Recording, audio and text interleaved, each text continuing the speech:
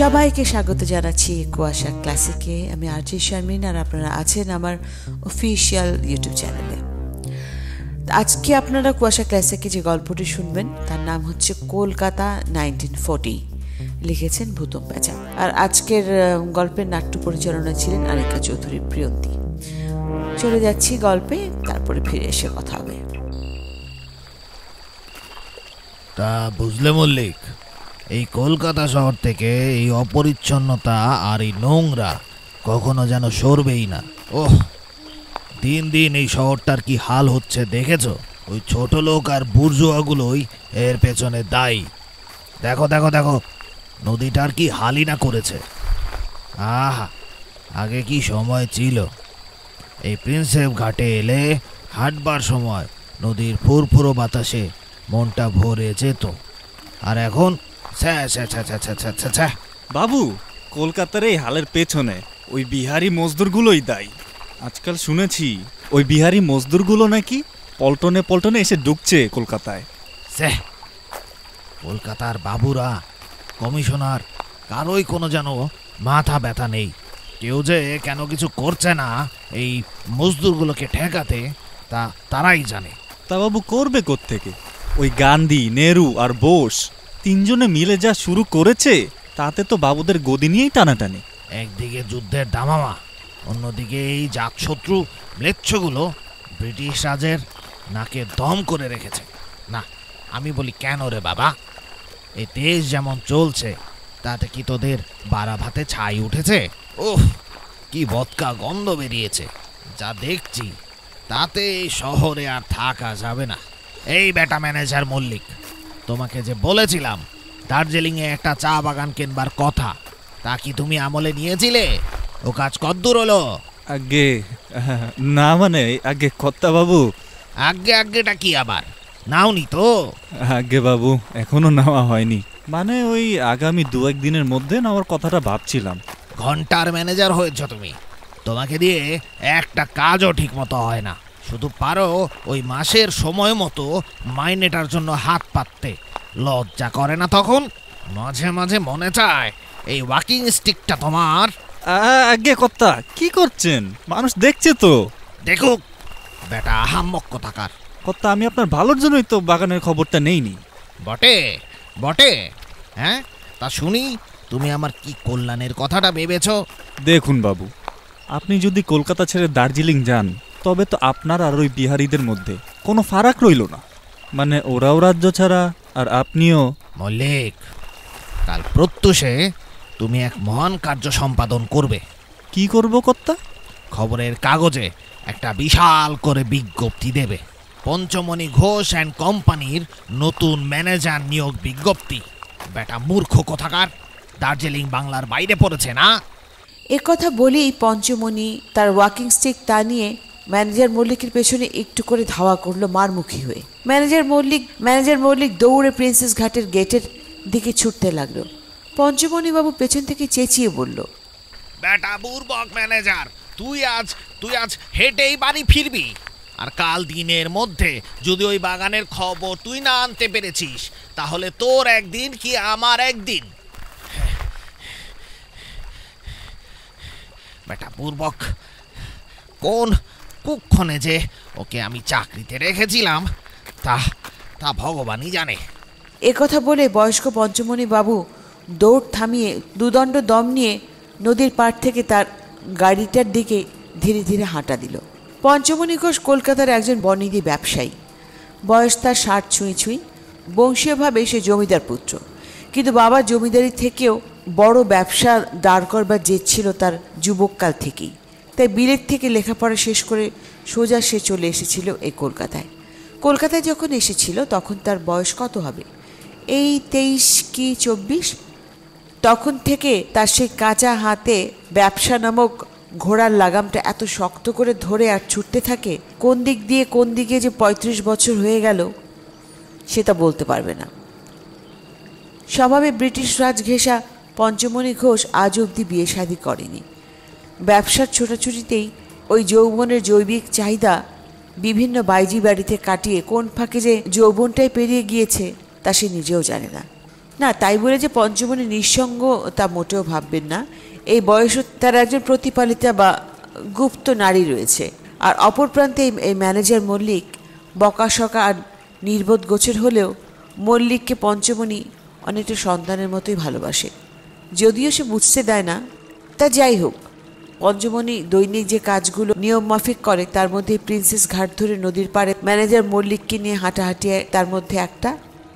আজ তো মল্লিক তারা খেয়ে পালালো, তাই পঞ্চমণি জঙ্গলের ঘেরা পথটা ধরে এগিয়ে চলেছে ওই প্রিন্সেস ঘাটের সামনের বড় সড়কের দিকে। ওখানে গাড়ি ড্রাইভার সমেত দাঁড়িয়ে আছে। গোধূলিটা রাতের সাথে তার স্থান পরিবর্তন করেছে। আবহাওয়াটাও গুমোট আর হালকা কুয়াশায় ঢাকা। কুয়াশাটা যদিও জানান দিচ্ছে যে কিছুদিনের মধ্যে শীত নামবে, কিন্তু একই সাথে গরমটাও যেন এই কলকাতা শহরের মায়া ছাড়তেই রাজি না। পঞ্চমণি হাঁটছে। হাঁটতে হাঁটতে হঠাৎ সে খেয়াল করলো জঙ্গলের মাঝ দিয়ে কি যেন একটা তার দিকে দুটো জল জল চোখ নিয়ে তাকিয়ে আছে। এ কি কি এটা? পঞ্চমণি ভয়ে চিৎকার করে উঠল,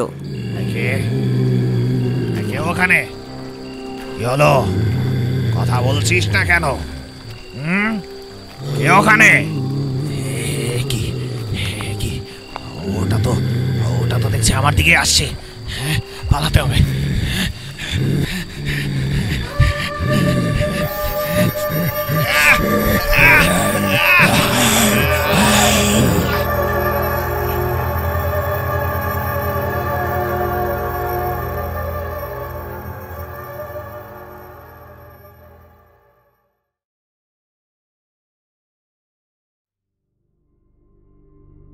সালটা 1940, 1940। টালমাটাল কলকাতার প্রতিদিনের খবরের কাগজে আজকাল শিরোনাম হয় অমুক এলাকার কমিউনিস্ট বিচ্ছিন্নতাবাদী নেতা তমুক পুলিশের গুলিতে নিহত। কলকাতার রাজনৈতিক অবস্থাটা যেন ইংরেজ রাজ নামক জমদূতের হাতে ধুকে ধুকে মরছে, আর কলকাতার অলিগুলোগুলো হয়ে উঠেছে সেই ইংরেজদের পেটাও বাহিনী, পুলিশের বানানো নরক। আর এত সব মৃত্যুর মিছিলে মাঝে আজকাল খবরের কাগজের কোনায় মাঝে মধ্যে আরেকটা খবর ছাপা হয় বটে, আর তার শিরোনাম হয় কলকাতায় আবারও কালো নেকড়ে মানব। রাজনৈতিক বর্বরতা এতটাই তুঙ্গে যে সেই খবরের দিকে খেটে খাওয়া বাঙালি সাধারণ জনগণের খুব একটা নজর পড়েই না। তাহলে এই খবর পড়ে কারা? এ খবর পড়ে কলকাতার সব জেন্টু বাবুরা। অবশ্য সে খবর পড়ে যে তাদের ব্যাপক দুশ্চিন্তা হয় তা একদমই নয়, বরং সে খবর নিতান্তই তাদের চিত্ত বিনোদনের খোরাক। আর তার কারণ হলো কলকাতার এই নেকড়ে মানব ওই জাদ্রেল বাবুদের বা সাহেবদের কোনো ক্ষতিই করে না, বরং এই নেকড়ে মানব বেছে বেছে ওই ম্লেচ্ছ বিহারীদের হত্যা করছে, আর তাতেই বেজায় খুশি সমাজের উঁচু জাতের ওই বাবুরা। কিন্তু গত সন্ধ্যায় পঞ্চমণির সাথে হয়ে যাওয়া নেকড়ে মানবের হামলায় বাবু মহল পুরো নড়ে চড়ে বসেছে, আর তারই ফলপ্রসূ হলো কলকাতা পুলিশ এই কেসে এবার ইনভেস্টিগেটিং অফিসার নিয়োগ করেছেন, ইন্সপেক্টর আবির দত্ত। এখন বাজে সকাল 10টা। ইন্সপেক্টর আবির তার পুলিশের জিপে চড়ে যাচ্ছে সেন্ট মেরি মিশনারি হাসপাতালের দিকে, কারণ সেখানে ভর্তি আছে পঞ্চমণি ঘোষ। হ্যাঁ, পঞ্চমণি ওই নেকড়ে মানবের আক্রমণের হাত থেকে বেঁচে গিয়েছে, আর তাই কলকাতার পুলিশ এবার নড়ে চড়ে বসেছে, কারণ এই নেকড়ে মানবের আক্রমণের হাত থেকে বেঁচে যাওয়া একমাত্র প্রত্যক্ষদর্শী পঞ্চমণি ঘোষ। পুলিশের জিপ গিয়ে থামল সেন্ট মেরি হাসপাতালের ঠিক সামনে।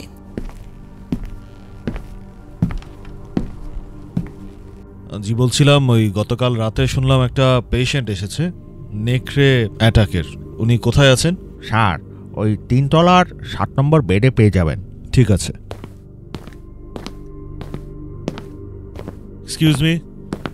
এক্সকিউজ মি নার্স, শুনুন। হ্যাঁ বলুন।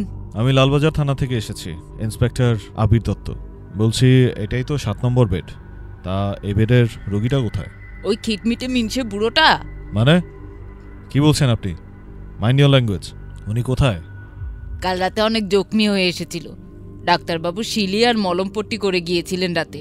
যে হাল ছিল, আমরা তো ভেবেছিলাম বুড়ো বোধহয় আর বাঁচবেই না। তা উনি কি তাহলে মারা গিয়েছেন? আরে না না, সকাল হতে না হতেই বুড়োটা বলে সে নাকি সুস্থ হয়ে গিয়েছে, আর নিজে নিজে সব ব্যান্ডেজও খুলে নিল। আমরা তো অবাক। আসলেই দেখলাম বুড়োর সব ঘা প্রায় জোড়া লেগে গিয়েছে, আমরা লোকটাকে বললাম ডাক্তারবাবুর আসা অবধি অপেক্ষা করতে, কিন্তু সে কিছুই মানলো না। উল্টো আমাদের সাথে যা না তাই ব্যবহার করে ওই বন সইটই করে রিলিজ নিয়ে চলে গেল। স্ট্রেঞ্জ, এক বয়োজ্যেষ্ঠ রোগী রাতে জখমি হালতে এসে, মুমূর্ষু প্রায় অবস্থায় এসে আজ সকালের মধ্যে ঠিক হয়ে গেল, সেবার বাড়িও চলে গেল। আচ্ছা নার্স, আপনি এক কাজ করুন, ওই পেশেন্ট ফর্মটা থেকে ওনার বাড়ির অ্যাড্রেসটা আমাকে একটু দিন। দাঁড়ান, দিচ্ছি। 33 জয়মিত্র স্ট্রিট, সুতনটি। ইন্সপেক্টর আবির নার্সের কাছ থেকে অ্যাড্রেসটা নিয়ে রওনা হলো 33 জয়মিত্র স্ট্রিট, সুতনটির দিকে। জায়গাটা খুব একটা বেশি দূরে নয়, কিন্তু পথগুলো একটু সরু আর ঘিঞ্জি।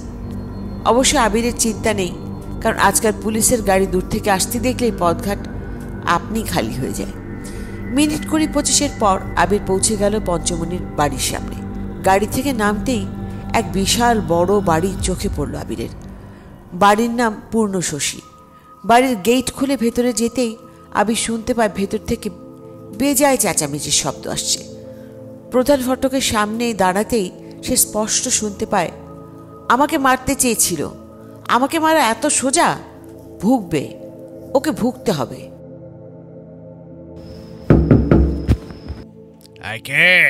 আমি ইন্সপেক্টর আবির দত্ত, লালবাজার থানা। আপনার সাথে কিছু কথা ছিল। আরে ইন্সপেক্টর সাহেব, আসুন আসুন, ভেতরে আসুন। বাহ, আপনাকে দেখে তো বেশ সুস্থই লাগছে। দেখে তো একদমই বুঝবার জো নেই যে কাল রাতে আপনার উপর এত বড় হামলা হয়েছে।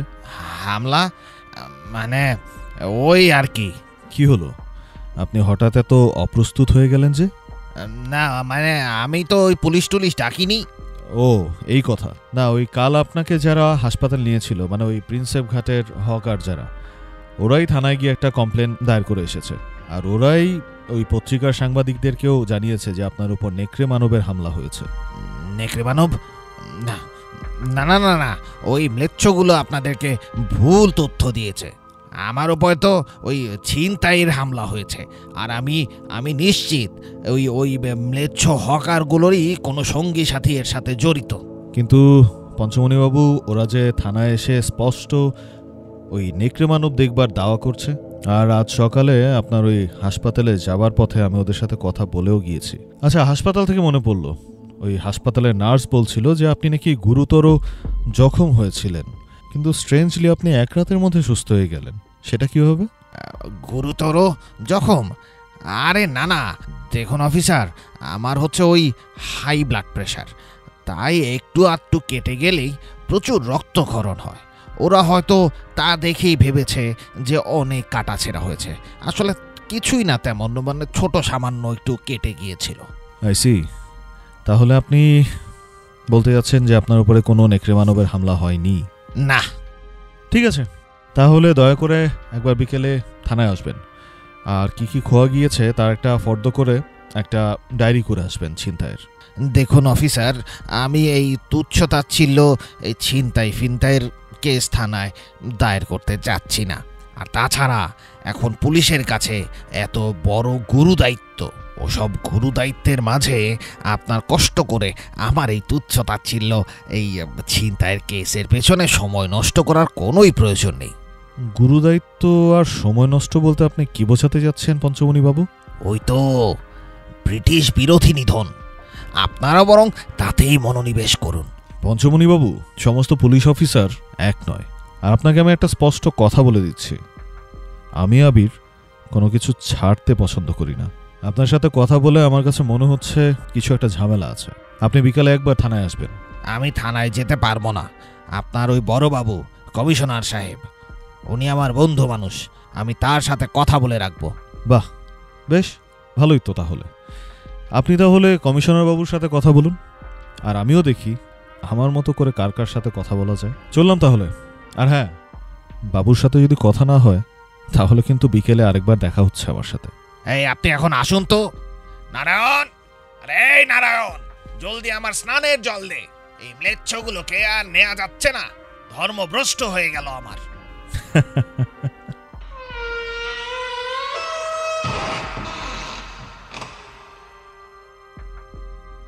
আবির একটা মুচকি হাসি দিয়ে পঞ্চমণির বাড়ি থেকে বেরিয়ে এলো। লোকটা বেজায় অমানুষ গোছের। একটা ব্যাপার বড্ড বেশি ভাবাচ্ছে আবিরকে, সেটা হলো লোকটার দেওয়া তথ্য। খুব গরমিলে আবির পঞ্চমণির বাড়ি থেকে পুলিশের জিপটার পাশে দাঁড়িয়ে এসব ভাবছে, আর তখনই ওর চোখে পড়ল যে রাস্তার উপরে একটা ছোট্ট চায়ের ঠেক। আবির রাস্তা পার করে চায়ের ঠেকের সামনে যেতেই পুলিশ দেখে চাওয়ালা বেজা ভয় পেয়ে গেল, কিন্তু আবির তাকে অভয় দিয়ে এক কাপ চা চাইল। চা খেতে খেতে আবির চাওয়ালাকে পূর্ণশশী আর পঞ্চমণির আদ্যপন্ত ব্যাপারে বেশ কিছু তথ্য জানতে চাইল। চা ঠেকের মালিকের পঞ্চমণির উপর বেজায় ক্ষোভ, আর তাতেই সে গড়গড় করে বেশ কিছু তথ্য আবিরকে দিয়ে দেয়। আবির তখন জানতে পারে পঞ্চমণির একজন ম্যানেজার আছে যার নাম মল্লিক, এবং সে আজ ভোরে এই বাড়ি থেকে বেরিয়ে কোথাও দূরে একটা গিয়েছে, যে কারণে সে বের হবার সময় তার হাতে একটা ট্রাভেল সাইজের ট্রাঙ্ক ছিল। এছাড়া বুড়ো একটা কাজের লোক আছে নারায়ণ নামের। ম্যানেজারের সকাল সকাল বাড়ি থেকে বেরিয়ে যাওয়া থেকেও আবিরের কাছে আরেকটা তথ্য বেশি নজর কাড়ে, তা হলো যে বুড়ো সোনাগাছির অদূরেই নাকি একটা প্রতিপালিতা বা গুপ্তা রয়েছে যার নাম কিনা মেহেন্দিবাই। যাক, চাওয়ালার কাছ থেকে প্রত্যাশার থেকেও বেশি তথ্য পেয়ে আর চাটা শেষ করে ইন্সপেক্টর আবির রওনা হলো থানার উদ্দেশ্যে। পুলিশের জিপটা ছুটছে লালবাজারের দিকে। আবিরের মাথায় এলো যে চাওয়ালা যে বাইজি বা বাইয়ের আনুমানিক ঠিকানাটা বলেছে তা তো চলতি পথেই পড়ে, আর কিছুক্ষণের মধ্যেই সে পথ পাড়ি দিতে যাচ্ছে আবির। আর তাই আবির চট করে মন পরিবর্তন করে নিল। একে তো কলকাতা এমন অশরীরী নেকড়ে মানবের আতঙ্ক, তার উপর আবার পঞ্চমণির লোকটাকে আবিরের কাছে যথেষ্ট গোলমেলে লেগেছে। সোনাগাছির ঠিক অপর প্রান্তে পুলিশের জিপটা থামালো আবির। না, ভেতরে নেওয়া যাবে না, একে দালালদের চোটপাট, আবার কোন সাংবাদিক কোন দিক দিয়ে চট করে ফটো তুলে পরদিন ছবি সহ পত্রিকায় খবর ছেপে দেয় তার ভয়। এমনিতেই সাধারণ জনগণ পুলিশের উপর যথেষ্ট মনক্ষুণ্ণ হয়ে আছে, তাই আবিরের এত সতর্কতা। গাড়ি থেকে নেমে রাস্তা পার করে আবির দেখল রাস্তার ওপরে দালাল গোছের এক লোক দাঁড়ানো। তার কাছে গিয়ে জিজ্ঞেস করে আবির মেহেন্দিবাইয়ের কথা। সে দালাল বলল, ওই তো স্যার, রাস্তার উল্টো পাশে দুর্গাচরণ মিত্র লেন, ওইটার প্রথম মোড়ের বায়ের কোনার বাড়িটাতেই মেহেন্দিবাই থাকে। তবে তার থেকে আমার কাছে কিন্তু আরও কিছু ভালো বাইজি আছে। একথায় আবির আর ভ্রুক্ষেপ না করে সোনাগাছির উল্টো পাশে দুর্গাচরণ মিত্র লেনে ঢুকে সেই বাড়িটার সামনে দাঁড়ালো। বাড়িটার নাম বান্দিশ। নিচে নেপালি এক দারোয়ান। তাকে জিজ্ঞেস করতে সে বলে দিল ছাদের চিলেকোঠায় থাকে মেহেন্দিবাই। আবির সোজা সিঁড়ি ধরে উঠে গেল চিলেকোঠায়।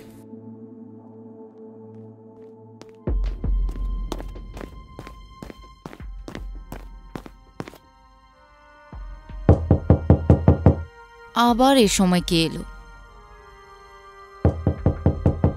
বাড়িতে কেউ আছেন? आ रही हूँ। कौन कमबख्त इतने सुबह सुबह आ टपका है, कौन जाने। কেউ আছেন বাড়িতে? अरे जवानी का जोश कुछ ज्यादा ही आ गया लगता है। कौन है? अभी दुकान नहीं खुला है, बाद में आओ। আমি ইন্সপেক্টর আবির দত্ত, কলকাতা পুলিশ, লালবাজার থানা। पूछताछ করবার আছে। कलकत्ता पुलिस से मेरा क्या काम? एक केस की सिलसिले में बात करना है। दरवाजा खोलिए। ধন্যবাদ, ভেতরে আসছি, কিছু মনে করবেন না। देखिए, हमें नहीं मालूम आप यहाँ क्यों आए हैं, पर हम एक बात साफ साफ कह देते हैं, हमारे यहाँ कोई गलत काम नहीं होता है। হ্যাঁ ঠিক, তাই তো। বাইজি বাড়িতে তো লোকজন ভজন কীর্তন করতে আসে। তা লাইসেন্সটা আছে তো? मतलब साहब। বাহ, নেই তাই তো। তার মানে সব কুছ রাম ভরোসে। লাইসেন্সের ব্যাপারে পরে আসছি। আগে বলো তো, তোমার এখানে কে কে আসে? মানে ওই তোমার খদ্দের কারা কারা? দেখো, যদি ঠিকঠাকভাবে মুখ খোলো তাহলে ওই লাইসেন্স না থাকবার কারণে তোমাকে পাকড়াও করব না, এতটুকু সাহায্য করতে পারি। साहब। কি হলো? ঘরের ভেতর থেকে এমন শব্দ এলো কেন? ঘরে কি আর কেউ আছে? नहीं नहीं साहब, कभी कभी घर के अंदर बिल्ली आ जाता है। अब यही रुकिए, हम जरा देख के आते हैं। हाँ, মেহেন্দি ঘরের ভেতর যেতেই আবির তার পুলিশের চোখ দিয়ে আশপাশটা ভালোভাবে পর্যবেক্ষণ করতে লাগলো। এত সুন্দর এক বাইজির বাড়ি যে এতটা ছিমছাম ধরনের হবে আবির এটা আশা করেনি। আবির যখন চারপাশটা দেখছে ঠিক তখনই ঘরের ভেতর থেকে মেহেন্দিবাই বের হয়ে এসে আবিরকে আওয়াজ দিল। वहाँ क्या देख रही है बाबू? असली चीज तो यहाँ है। असली चीज मतलब एक ही তোমার পরনের শাড়ি নেই কেন? क्यों? अच्छी नहीं लग रही हूँ क्या? मेरी त्वचा, मेरी बदन, यहाँ पे कोई खोट है क्या बाबू? দেখো আমার কথা শোনো, ভেতরে যাও, গিয়ে শাড়ি অথবা ওড়নাটা পেঁচিয়ে আসো।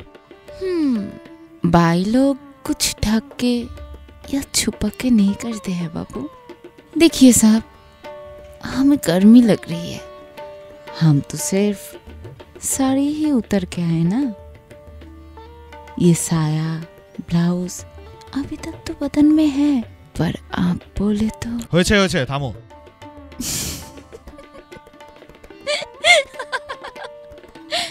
আমায় কি ভেবেছো তুমি? হ্যাঁ ঠিক আছে, তুমি এভাবে কথা বলতে চাও তো তো यही सही, মুখ তো তোমাকে খুলতেই হবে। मैं तो कुछ और भी खुलने के लिए तैयार हूँ, फिर भी आप अगर सिर्फ मुंह से ही काम चला सकते हैं तो फिर पूछिए, क्या पूछना है? তা তোমার খদ্দের তালিকায় কে কে আছে? अगर ज्यादा होता तो क्या मैं यहाँ पे रहती? सिर्फ वो पंचमणि बाबू ही आते हैं। তা কবে কবে আসেন উনি? हफ्ते में 2-3 दफा। গতকাল আসবার কথা ছিল। था तो पर नहीं आया, बहुत नुकसान हो गया बाबू। তা উনি একাই আসতো নাকি ওনার সাথে আরো কেউ আসতো? अकेले ही आते थे। লোক হিসেবে পঞ্চমণি কেমন?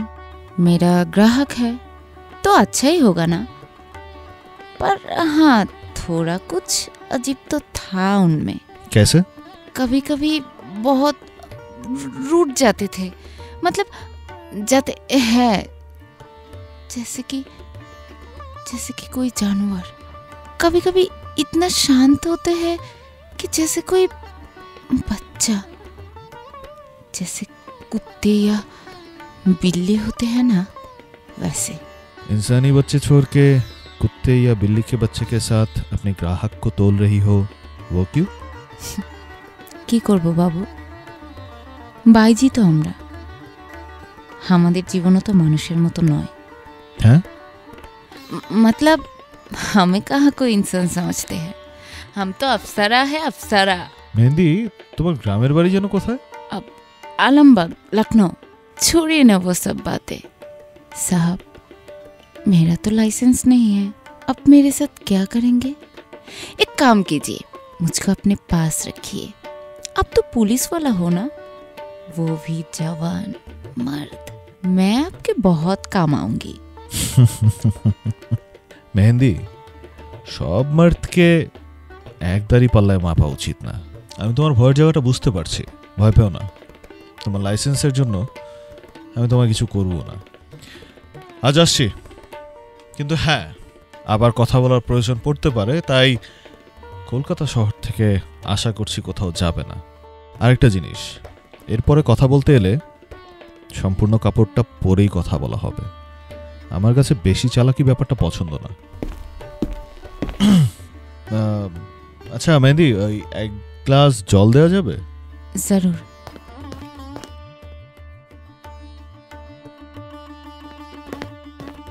लीजिए। দাও। ধন্যবাদ। মেহেন্দি, তোমার ওই ঘাড়ের এক পাশটা কি লাগানো? একটু চিটচিটে তেলতেলে লাগছে। वो तो खुशबूदार इत्र है, शायद थोड़ा ज्यादा ही लग गया। ঠিক আছে, সাবধানে থেকো, আর কোনো প্রয়োজন পড়লে থানা থেকে ডেকে পাঠাবো, ওখানে চলে আসবে। ठीक है साहब। ইন্সপেক্টর আবির যখন কিনা মেহেন্দিবাইকে জল দেবার কথা বলে ভেতরে পাঠায়, তখন তার চোখ ছাদের একদিকে রাখা খাটিয়াটার বালিশের উপর পড়ে। এক টুকরো কাগজ, খুব সম্ভবত কোনো ব্যাংক অ্যাকাউন্ট করবার ফর্ম, তার উপর আবার মেহেন্দিবাইয়ের ছবিও রয়েছে। মেহেন্দিবাই ভেতর থেকে আসবার আগেই সে ফর্মটা পকেটে গুজে নেয়, তারপর বের হয়ে সবার প্রথমে ইন্সপেক্টর আবির পকেট থেকে সেই কাগজটা বের করে। আবির মনে মনে যা যা সন্দেহ করেছিল ঠিক তাইতেই সেই ফর্মটাই লেখা, কিন্তু সে সব থেকে বেশি অবাক হয় ফর্মে নমিনির নামটা দেখে। আবির জিপের সামনে এসে যে কনস্টেবল জিপটা চালাচ্ছিল তাকে মেহেন্দির ছবিটা দিয়ে বলল বাড়িটা আর এই মহিলার ওপর নজর রাখতে, আর কোনো উল্টো পাল্টা দেখলেই যেন থানায় খবর করে দেয়। সে কথা বলে আবির নিজে জিপটা নিয়ে থানায় চলে গেল।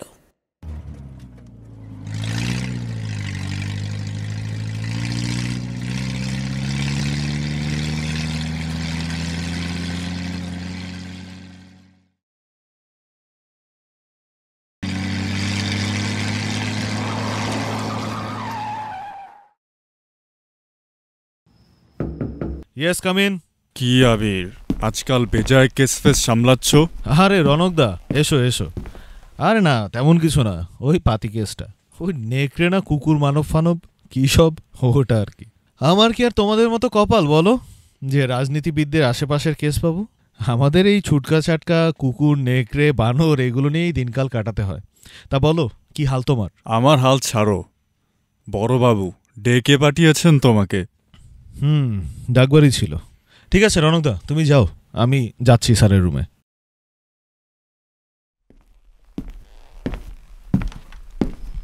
স্যার আসবো? আরে আবির, এসো এসো। স্যার। হ্যাঁ হ্যাঁ আবির, ওই তুমি শুনলাম ওই পঞ্চমণি বাবুর ওখানে গিয়েছিলে? হ্যাঁ স্যার, ওই গতকাল রাতে নেকড়ে মানবের যেই কেসটার কমপ্লেন এসেছিল ওটার ব্যাপারে ইনভেস্টিগেট করতে। ওই প্রিন্সেপ ঘাটের কমপ্লেনটা, তাই তো? জি স্যার, উনি সেটারই ভিকটিম, সেরকমটাই কমপ্লেন ছিল। কিন্তু উনি তো আমাকে টেলিফোনে বলল যে ওনার নাকি সামান্য ছিনতাইয়ের কেস। আমাকেও তেমনটাই বলেছেন। তবে তো এটা চুকেই গেল। শোনো, উনি হচ্ছে কলকাতার জাদ্রেল ব্যবসায়ী, আর তাছাড়াও ইংল্যান্ডের সাথেও তার যোগাযোগ বেশ ভালো, বেশি ঘাটিও না। কিন্তু স্যার, সকালের পাওয়া মজদুরদের স্টেটমেন্ট, হাসপাতালের স্টেটমেন্ট আর তার স্টেটমেন্টের মধ্যে একটা বিস্তর ফারাক রয়েছে যে। তাছাড়া আমি সারাদিন খোঁজখবর নিয়ে তার একটা রক্ষিতার খবরও পেয়েছি। তার সাথে কথা বলেও আমার যথেষ্ট সন্দেহ হচ্ছে। আমার মনে হয় কি স্যার, পঞ্চমণি বাবুর ওই প্রাণনাশের মনে হয় শঙ্কা রয়েছে। তবু যেহেতু আপনি স্যার বলছেন, তাহলে আমি কেসটা ছেড়েই দিই। এ কি, না না না না, কি বলছো? সর্বনাশ, প্রাণনাশ? না না আবির, তুমি যথেষ্ট বিচক্ষণ একজন অফিসার। তুমি যেহেতু বলছো প্রাণনাশের শঙ্কা রয়েছে, তার মানে যথেষ্ট এর মধ্যে ভ্যালিড পয়েন্ট থাকবার কথা। তুমি এক কাজ করো, তুমি এই কেসটা ইনভেস্টিগেট করো, কিন্তু ওই পঞ্চমণি বাবুকে বেশি টানা হেচড়া করো না। বুঝলেই তো আজকাল কলকাতা পুলিশের সম্মানের যা অবস্থা, তা ওনাকে নিয়ে বেশি ঘাটাঘাটি করতে গেলে পরে আবার কেঁচো করতে সাপ না বেরোয়। জি স্যার, আপনি যেমনটা বলেন, আপনার কাছ থেকে স্যার কত কিছু শিখবার আছে। কলকাতা পুলিশের সম্মানের কথা আপনি কতটাই না ভাবেন। হ্যাঁ, ওই আর কি, আমার সাথে সাথে থাকবে, তাহলে অনেক কিছু শিখতে পারবে। তা আবির, তোমার ডিউটি টাইম তো ওভার, বাড়ি যাবে না? স্যার আসবো? হ্যাঁ রনক, এসো এসো। স্যার। হ্যাঁ তো রনক, কি ব্যাপার? স্যার, ওই আবিরের জন্য ওয়্যারলেসে মেসেজ এসেছে। কি মেসেজ রনকদা? তুমি নাকি ফিজিক্যাল সার্ভিলেন্স বসিয়েছিলে। মেসেজে এসেছে তোমার আসামি ফারার হতে যাচ্ছে, হাওড়ার স্টেশনমুখী সে। কি বলছো রনকদা? স্যার, আমাকে এক্ষুনি যেতে হবে। অ্যাকচুয়ালি আমাদের। রনকদা, তুমি আমার সাথে চলো। স্যার আসছি। এই আবির, কোন কেস এটা? স্যার, পঞ্চমণি বাবুর কেসটাই। আমি হাওড়ার দিকে যাচ্ছি। আপনি একটু কষ্ট করে পঞ্চমণি বাবুকে কল দিয়ে বলবেন যে কাল রাতে ওনার উপরে যারা আক্রমণ করেছিল তারাই খুব সম্ভবত হাওড়ামুখী। ওনাকে একটু হাওড়া স্টেশনে চলে আসতে বলুন। হ্যাঁ হ্যাঁ, ঠিক আছে ঠিক আছে।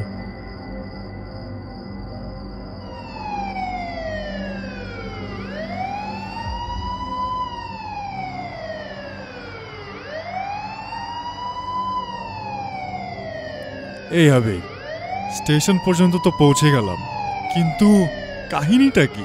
আরে রনকদা, নামো, বলছি, চলো।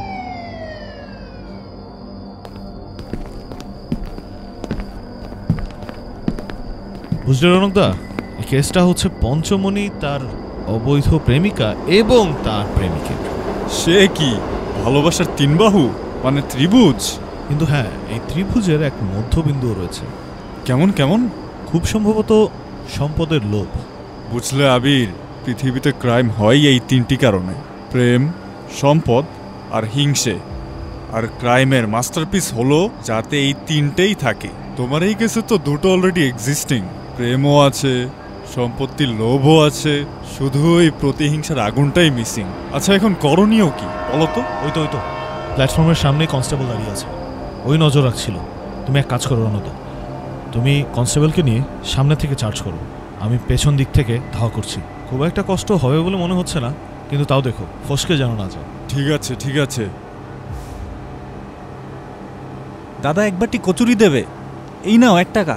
কচুরি ছাড়া না, ওই 1 টাকা খুচরো হবে না। আমার কাছে হবে খুচরো, দেবো?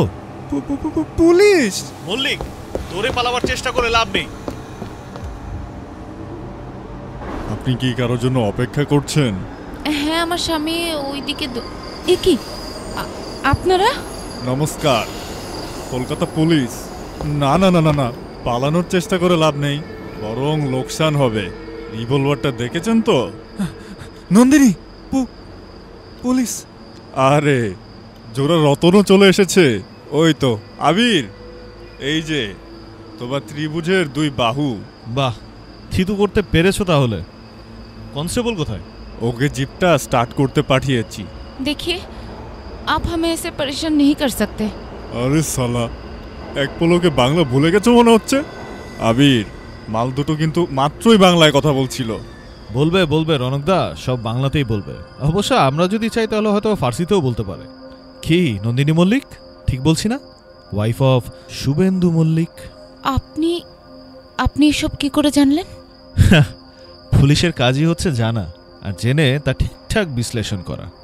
আবির ওর পকেট থেকে ওই ব্যাংকের ফর্মটা বের করলো, যেটা সে লুকিয়ে মেহেন্দিবাই ওরফে নন্দিনীর বাড়ি থেকে নিয়েছিল। ঠিক অমন সময় কনস্টেবল হলদিরাম এসে জানালো পুলিশের জিপটা নষ্ট হয়ে গিয়েছে, মেকানিককে খবর দেওয়া হয়েছে। মেকানিক এসেছে আর জিপটা ঠিক করবার কাজ চলছে।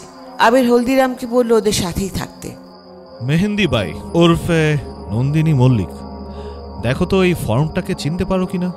ও, তাহলে সব জেনেই গিয়েছেন? সন্দেহ তোমার সাথে কথা বলবার সময় আমার হয়েছিল। তোমার আসল নাম যে মেহেন্দিবাই না, আর তুমি যে মোটেও লখনৌ থেকে আসনি, তা আমি তখনই বুঝে গিয়েছিলাম। কিন্তু এইটা ভাবিনি যে শুভেন্দু মল্লিক, ম্যানেজার অফ পঞ্চমণি ঘোষ, সে তার নিজের বিবাহিত স্ত্রীকে পঞ্চমণির বিছানায় উঠাবে। আমি করেছি। আমি জানতাম আমার পরিকল্পনা কাজে দেবে। নন্দিনীর ইজ্জতে কোনো আঁচ আসবার কথা ছিল না। আমি নন্দিনীকে প্রতিবার ঘুমের ওষুধও এনে দিতাম, যেন বুড়ো ওখানে গেলে 2-3টা প্রেমের কথা বলে নন্দিনী যেন ওকে ঘুমের ওষুধ খাইয়ে ঘুম পাড়িয়ে দেয়। পঞ্চমণির যেন সন্দেহ না হয়, সেজন্য বাড়িতে আমিও মাঝে মধ্যে ঘুমের ওষুধ খাইয়ে দিতাম, খাবারের সাথে মিশিয়ে। কিন্তু কিন্তু মাঝে দিয়ে ওই পঞ্চমণি, আপনারা ওর ব্যাপারে কিচ্ছু জানেন না। ও মানুষ না। মানুষ না মানে? কলকাতার রাস্তায় মধ্যরাতে যে নেকড়ে মানব ঘুরে বেড়ায়, তার কেউ না, ওই পঞ্চমণি। আর ও শুধু একা না, আরো অনেকে আছে ওর সাথে। ওই নেকড়ে মানবে রূপান্তর হওয়ার পর কোনো ওষুধ ওর উপরে কাজ করে না। তারপর থেকে ওই পঞ্চমণি আমার নন্দিনীকে হাট গল্প শোনাবার আর জায়গা পাও না। ওরকম একটা থুরথুরে বুড়ো হচ্ছে নেকড়ে মানব। নিজে ওই বুড়োর সম্পত্তির লোভে নিজের স্ত্রীকে তার খাটে তুলেছ, আর এখন কিনা বলছো সে নেকড়ে মানব। আবার তার সাথে আরো অনেকে আছে। বুঝেছি। এই হলদিরাম, হ্যান্ডকাফ আনো, হ্যান্ডকাফ লাগাও। কিন্তু আবির, ওই পঞ্চরত্ন মালটা কোথায়? পঞ্চমণি ওই হলো, ও না এলে তো ওয়ারেন্ট ছাড়া এই অ্যারেস্ট লিগ্যাল হবে না। আরে ছাড়ো তো রনকদা, কলকাতার রাস্তায় ওই রাজনৈতিক রক্তের বন্যা বাইয়ে দিচ্ছ, আর এই একটা ছোট অ্যারেস্ট নিয়ে তোমার নৈতিক অনৈতিকতা। এ হলদিরাম, ওদেরকে নিয়ে এখানে বসো। পঞ্চমণি বাবু আসবার কথা, উনি এলে আমাদেরকে আওয়াজ দিও, চা খাওয়া লাগবে। আপনারা পঞ্চমণিকে এখানে আসবার জন্য খবর দিয়েছেন? তাহলে আমাদেরকে আর কেউ বাঁচাতে পারবে না। ধ্যাত, এই রনকদা চলো তো।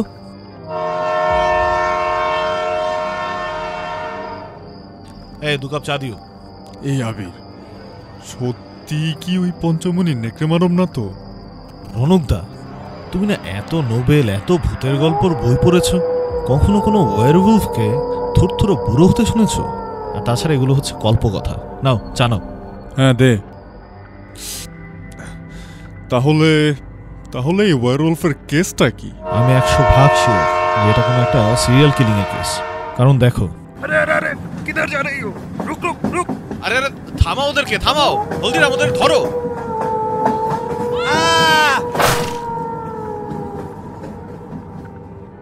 আবির, কি হলো এটা?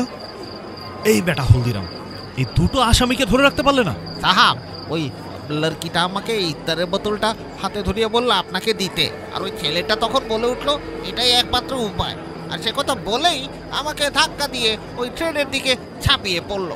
ইফতারের বোতল কই দেখি? লিজিয়ে সাহেব। এই হলদিরাম, ফরেন্সিককে ডাকো, আর যাবার পথে স্টেশন মাস্টারকে বলবে এই প্ল্যাটফর্মটাকে বন্ধ রাখতে।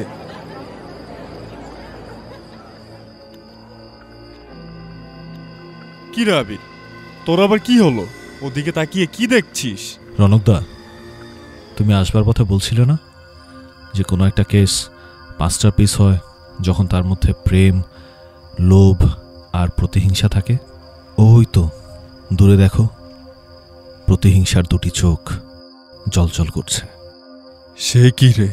তাহলে কি সত্যি? হ্যাঁ, নেকড়ে মানব।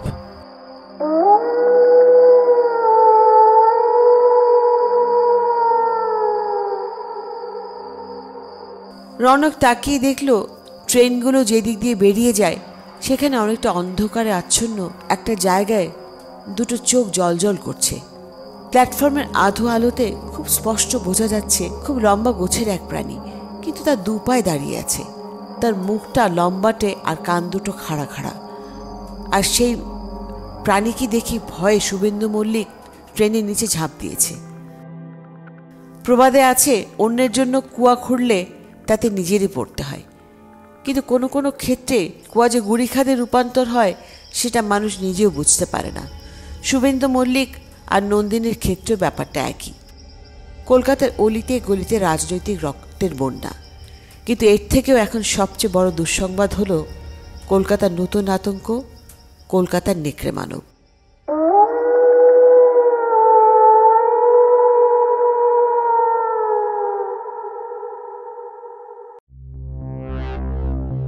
এই ছিল আজকের গল্প কলকাতা 1940। আজকের গল্পটি লিখেছেন ভূতম বেচা, নাট্যাংশ পরিচালনায় ছিলেন আনিকা চৌধুরী প্রিয়ন্তী, এবং বিভিন্ন চরিত্রে অভিনয় করেছেন আবির, প্রিয়ন্তী, হাসান, শিহরণ ও আরেফিন। তো বন্ধুরা, আজকের মতন এখানেই শেষ করছি। আবারও কথা হচ্ছে আগামী কুয়াশা ক্লাসিকে, আর তার আগে রয়েছে ভয়ের গল্প। সুতরাং যারা আমার ইউটিউব চ্যানেলটি এখন পর্যন্ত সাবস্ক্রাইব করেনি তারা প্লিজ সাবস্ক্রাইব করে নেবেন এবং অন্যদেরকেও বলবেন সাবস্ক্রাইব করতে, এবং বেল আইকনটি আছে সেটাকে অবশ্যই প্রেস করতে ভুলবেন না, কারণ প্রেস না করলে আপনারা কোনো নোটিফিকেশনই পাবেন না আমার অফিসিয়াল পেজ থেকে। সবাইকে আবারও বিদায় জানাচ্ছি। ভালো থাকবেন। শুভরাত্রি।